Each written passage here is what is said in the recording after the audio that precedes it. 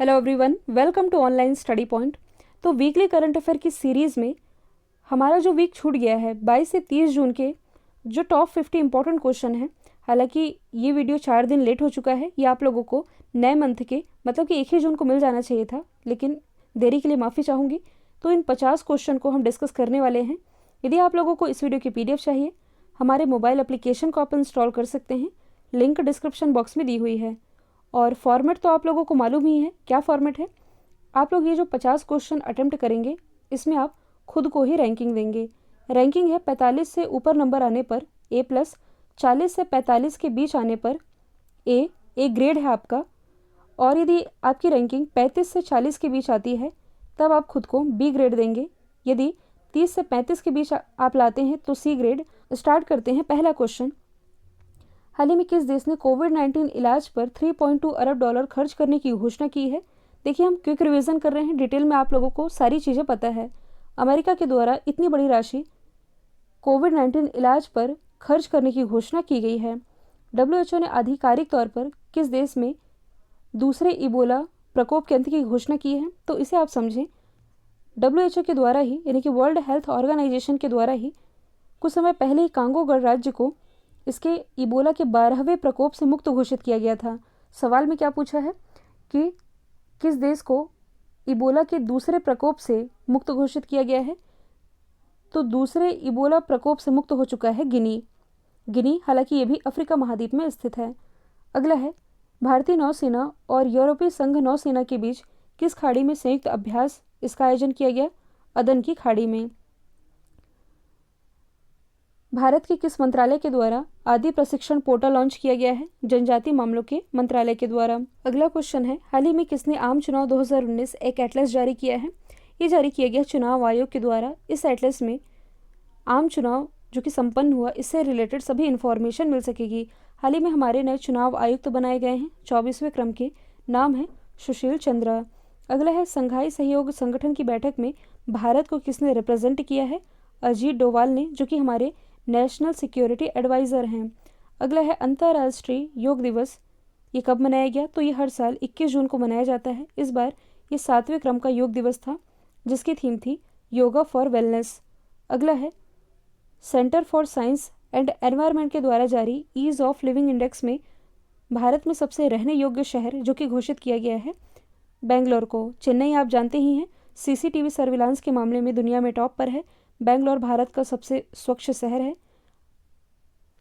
अगला क्वेश्चन है, दुनिया का सबसे महंगा मियाजाकी आम जिसकी कीमत 2.7 लाख रुपीज़ है, इस आम का संबंध ये है मध्य प्रदेश के जबलपुर से। अच्छा, थोड़ा 1-2 सेकंड में रुक भी जाऊंगी ताकि आप लोग थोड़ा सोच भी सकें। फ्रेंच ग्रैंड प्रिक्स 2021 किसने जीती है। क्या होगा इसका राइट आंसर। मैक्स वर्स्टप्पन। मैक्स वर्स्टप्पन ये रेड बुल के ड्राइवर हैं। इन्होंने ये ग्रैंड प्रिक्स अपने नाम की है। अगला है, 2020 में FDI का सबसे बड़ा प्राप्तकर्ता देश कौन बना है। FDI यानी कि फॉरेन डायरेक्ट इन्वेस्टमेंट, जिसे आप प्रत्यक्ष विदेशी निवेश कहते हैं। तो इसका राइट आंसर है अमेरिका। भारत इसमें 5वें स्थान पर रहा है। हालांकि ये रशिया के बराबर ही चल रहा है, 4वीं-5वीं इनकी रैंकिंग है। हाल ही में किस देश के प्रधानमंत्री ने अविश्वास प्रस्ताव के कारण, मतलब कि अविश्वास प्रस्ताव का सामना करने वाले पहले प्रधानमंत्री बने हैं। यहाँ टाइपिंग मिस्टेक है, ये है स्वीडन के प्रधानमंत्री। अगला है, सिल्वर लाइन परियोजना किस राज्य में शुरू की गई है, तो इसके बारे में डिटेल में मैंने आप लोगों को 5-6 मिनट समझाया था। इसकी शुरुआत अभी हाल ही में केरल में की गई है। शॉर्ट में मैं आप लोगों को बता देती हूँ, जैसे कि इंडिया के मैप में ये है केरल। तो केरल के नक्शे में केरल का जो ऊपरी हिस्सा है और ये निचला हिस्सा है, इन दोनों हिस्से को रेल लाइन के माध्यम से जोड़ा जाएगा। पहले भी रेल लाइन थी, लेकिन पहले क्या था कि कुछ इस तरह से ये रेल लाइन थी, जिसमें कि उत्तरी छोर से दक्षिणी छोर में आने में 12 घंटे से अधिक का समय लगता था। लेकिन अब ये जो रेल लाइन बनाई जा रही है ये स्ट्रेट होगी, जिसमें कि समय की बचत होगी। 4 घंटे का समय लगेगा उत्तरी छोर से दक्षिणी छोर तक पहुँचने में। किसने पश्चिम बंगाल में चुनाव के बाद जो हिंसा हुई थी इसकी शिकायत के लिए 7 सदस्यीय समिति का गठन किया है। राष्ट्रीय मानवाधिकार आयोग ने। अगला क्वेश्चन है, किस राज्य ने मुख्यमंत्री उद्यमी योजना की शुरुआत की है, तो इसकी शुरुआत अभी हाल ही में बिहार गवर्नमेंट के द्वारा की गई है। अंतर्राष्ट्रीय योग दिवस के अवसर पर WHO के सहयोग से भारत द्वारा कौन सा एप्लीकेशन लॉन्च किया गया है, तो योग के लिए समर्पित एप्लीकेशन है जिसमें कि आप लोगों को योग से रिलेटेड सभी इन्फॉर्मेशन मिल सकेगी। इस एप्लीकेशन का नाम है एम योगा। किस राज्य सरकार ने मिल्खा सिंह के नाम पर पैराग्लाइडिंग क्लब खोलने की घोषणा की है? तो मिल्खा सिंह, हाल ही में इनका निधन हुआ है, इन्हीं के नाम पर पैराग्लाइडिंग क्लब खोला जाएगा, ऐसी घोषणा हरियाणा गवर्नमेंट के द्वारा की गई है। हाल ही में एयरबॉर्न एंटी ड्रोन लेज़र का सफलतापूर्वक परीक्षण करने वाला पहला देश कौन बना है? इजराइल। हाल ही में भारत और किस देश ने हाइड्रोजन टास्क फोर्स का गठन किया है? तो ये गठन भारत और अमेरिका के बीच किया गया है। हाल ही में किस राज्य सरकार ने आंध्र प्रदेश की नाडू नेदू योजना को लागू करने का निर्णय लिया है? तो नाडू नेदू योजना, जो कि आंध्र प्रदेश गवर्नमेंट की योजना है, इसे लागू करने का फैसला हाल ही में तेलंगाना गवर्नमेंट के द्वारा किया गया है और इसके लिए इसने आंध्र प्रदेश गवर्नमेंट की भी सहमति ले ली है। अगला है, भारतीय मूल की किस नागरिक को 2021 के प्रतिष्ठित CEU ओपन सोसाइटी पुरस्कार से सम्मानित किया गया? CEU यानी कि सेंट्रल यूरोपियन यूनिवर्सिटी, इस पुरस्कार से सम्मानित की गई है केरल की पूर्व हेल्थ मिनिस्टर के सैलजा। किस देश की लॉरेन हार्बर्ड क्वालिफाइंग योग्यता में संशोधन के बाद ओलंपिक में भाग लेने वाली पहली ट्रांसजेंडर बनी है? तो देखिए, लॉरेन हार्बर्ड जो कि बिलोंग करती है न्यूजीलैंड से, ये इस बार जो ओलंपिक हो रहे हैं इसमें क्वालिफाई करने वाली पहली ट्रांसजेंडर बन गई हैं। अगला है, वायुसेना में भारतीय वायुसेना में जम्मू कश्मीर की पहली महिला फाइटर पायलट कौन बनी है? ये बन गई हैं माव्या सूदन। पूजा देवी जम्मू कश्मीर की पहली महिला बस ड्राइवर हैं। साइमा उमैद जम्मू कश्मीर की पहली महिला पावर लिफ्टर हैं। आयशा अजीज़ ये भारत की सबसे कम उम्र की पायलट बनी है, 25 साल इनकी उम्र है। देखिए, पायलट में फ़र्क है और ये जो फाइटर पायलट बनी है जिनका नाम है माव्या सूदन, ये अलग हैं। अगला है, 2021 के सबसे महान बल्लेबाज कौन बने हैं? Sachin Tendulkar. Great barrier reef जो कि चर्चे में है, ये कहाँ स्थित है? तो ये ऑस्ट्रेलिया में स्थित एक प्रसिद्ध कोरल रीफ है। अगला है, दुनिया का पहला अनुवांशिक रूप से संशोधित रबर का पौधा कहाँ लगाया गया है? तो ये लगाया गया है असम में। अगला है, भारत का पहला राज्य कौन बना है जहाँ मगरमच्छों की तीनों प्रजातियाँ पाई गई हैं? ये बना है ओडिशा। हाल ही में किस राज्य ने अधिक बच्चे पैदा करने के लिए 1 लाख रुपए नगद प्रोत्साहन देने की घोषणा की है? ऐसा फैसला किया गया है मिजोरम गवर्नमेंट के द्वारा, क्योंकि मिजोरम में मिजो जनजाति ये खतरे में है। इन्हीं के संरक्षण के लिए यह फैसला किया गया है कि अधिक बच्चे यदि पैदा किए जाते हैं तो उन्हें 1 लाख रुपए और ट्रॉफी से सम्मानित किया जाएगा। अगला है, हाल ही में भारतीय पुरुष हॉकी टीम के कैप्टन कौन बने हैं? तो ये बन गए हैं मनप्रीत सिंह।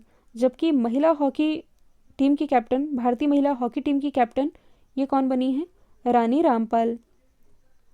अंतर्राष्ट्रीय मुक्केबाजी संघ में सदस्य के रूप में नियुक्त होने वाली पहली अरुणाचली महिला कौन बनी है? इनका नाम है डॉक्टर तडांग मीनू। अगला है, निकेल पाशयान किस देश के नए प्रधानमंत्री बने हैं? तो ये भी हाल ही में आर्मेनिया के नए प्रधानमंत्री बन गए हैं। कौन सा देश इंडोनेशिया को पीछे छोड़कर 2020-21 में भारत का सबसे बड़ा क्रूड पाम ऑयल निर्यातक देश बना है? तो इंडोनेशिया को पीछे छोड़ दिया है मलेशिया ने। अगला है, रिलायंस ने किसके साथ मिलकर के सबसे सस्ता स्मार्टफोन 5G सर्विस लॉन्च करने की घोषणा की है? तो इसके लिए रिलायंस से समझौता किया है गूगल के साथ। आप लोगों को कमेंट बॉक्स में ये बताना है कि इन दोनों के द्वारा मिल करके जो सबसे सस्ता स्मार्टफोन और 5G सर्विस लॉन्च किया जा रहा है, इस स्मार्टफोन का नाम क्या होगा? मैंने आप लोगों को पढ़ाया था, कमेंट बॉक्स में इसका आप आंसर देंगे। हाल ही में 20वीं सदी के दुनिया के सबसे बड़े परोपकारी व्यक्ति कौन बने हैं? तो दुनिया के सबसे बड़े दानी व्यक्ति 20वीं सदी के जो कि थे जमशेदजी टाटा। टॉप 10 में शामिल एकमात्र भारतीय और टॉप 50 में शामिल है अजीम प्रेमजी। तो आपको याद रखना है, दुनिया के सबसे बड़े दानवीर ये जमशेदजी टाटा थे। अगला है, टोक्यो ओलंपिक 2020 में भारत का आधिकारिक ओलंपिक थीम सॉन्ग लॉन्च हुआ है, इसका नाम क्या है? लक्ष्य तेरा सामने है। हाल ही में किस राज्य ने 2 चाइल्ड पॉलिसी लाने का फैसला किया है? तो असम के बाद ऐसा फैसला किया गया है उत्तर प्रदेश गवर्नमेंट के द्वारा। हाल ही में उत्तर प्रदेश सरकार ने नोएडा में शूटिंग रेंज का नाम किसके नाम पर रखने का फैसला किया है? तो ये रखा जाएगा चंद्रो तोमर के नाम पर, जिन्हें आप शूटर दादी के नाम से जानते हैं। हाल ही में कोरोना के कारण इनका निधन हुआ, इन्हें सम्मान देने के लिए इन्हीं की स्मृति में नोएडा में जो शूटिंग रेंज है ये चंद्रो तोमर के नाम पर रखा जा रहा है। न्यूजीलैंड ने किस देश को हराकर पहली बार वर्ल्ड टेस्ट चैंपियनशिप का फाइनल जीता है? तो न्यूजीलैंड ने अपने देश भारत को हरा करके पहली बार वर्ल्ड टेस्ट चैंपियनशिप अपने नाम की है।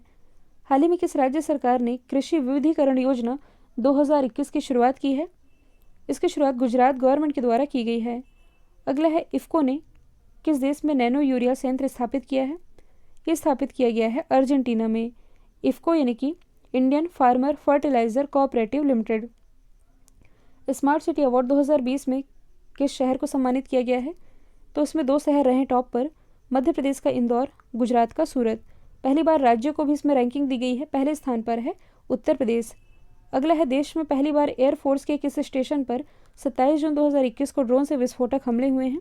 ये हमला जम्मू के एयरबेस पर किया गया। अगला है किस केंद्र शासित प्रदेश में लगभग 40 साल के बाद पहली बार किसी महिला ने मंत्री पद की शपथ ली है? ये ली गई है पुदुचेरी में। इस महिला मंत्री का नाम क्या है? चंदिरा प्रियंका। किस ग्रुप की इंडियन होटल कंपनी के ताज ब्रांड को विश्व का सबसे मजबूत होटल ब्रांड करार दिया गया है? तो ये बन गया टाटा ग्रुप। मुंबई में स्थित जो ताज होटल है ये इन्हीं का है जहां आतंकवादी हमला हुआ था। अगला है कौन सा देश 2033 में अपना पहला क्रू मिशन मंगल पर भेजेगा? तो ऐसी योजना बनाई गई है चाइना के द्वारा। अगला है विदेशी कामगारों के लिए दुनिया का सबसे महंगा शहर किसे घोषित किया गया है? तो विदेशी कामगारों के लिए दुनिया का सबसे महंगा शहर बन गया है अशगाबाद, जो कि तुर्कमेनिस्तान की राजधानी है। अगला है टोक्यो ओलंपिक के लिए क्वालिफाई करने वाले पहले भारतीय तैराक कौन बने हैं? तो ये बने हैं साजन प्रकाश। अब इसमें आप कंफ्यूज नहीं होइएगा। यदि आपसे पूछा जाए टोक्यो ओलंपिक में क्वालिफाई करने वाले पहले भारतीय, स्पष्ट यदि भारतीय लिखा है तब तो आंसर है साजन प्रकाश। यदि पहले पुरुष भी लिखा है तब भी आंसर है साजन प्रकाश। लेकिन हाल ही में टोक्यो ओलंपिक के लिए क्वालिफाई करने वाली पहली महिला तैराक भी बन गई हैं। इनका नाम क्या है? माना पटेल। तो दोनों में आप कंफ्यूज नहीं होइएगा। अगला है हाल ही में दुनिया के नंबर 1 तीरंदाज कौन बनी है?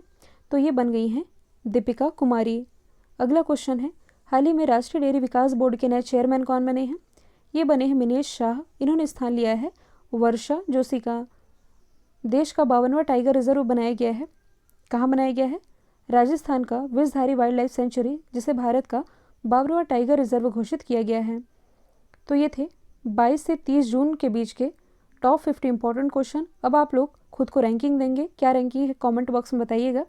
वीडियो यदि पसंद आया है तो लाइक कीजिए, शेयर कीजिए और चैनल को सब्सक्राइब करना बिल्कुल मत भूलिएगा। आज के लिए इतना ही। Thank you so much.